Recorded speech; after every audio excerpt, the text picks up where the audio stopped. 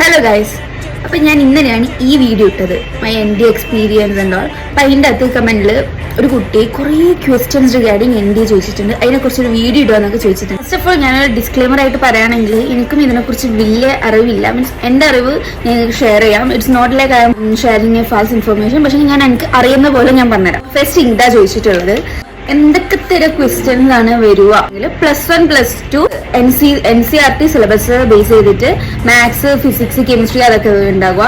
പിന്നെ 2 പേപ്പറാണ് ഉണ്ടാവുക. Maths part A maths which is 120 questions 300 marks.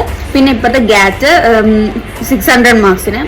മാത്സിൽ +1 +2 topics ആ algebra, trigonometry, calculus, matrix and determinants അതൊക്കെയാണ് മാത്സിൽ ഉണ്ടാവുക. ഇനി ഗാറ്റ് ആണെങ്കിൽ പാർട്ട് എ ഇംഗ്ലീഷ്, അതിന്റെ പാർട്ട് ബി ആയിട്ട് physics, chemistry, bio, history, geography and current affairs.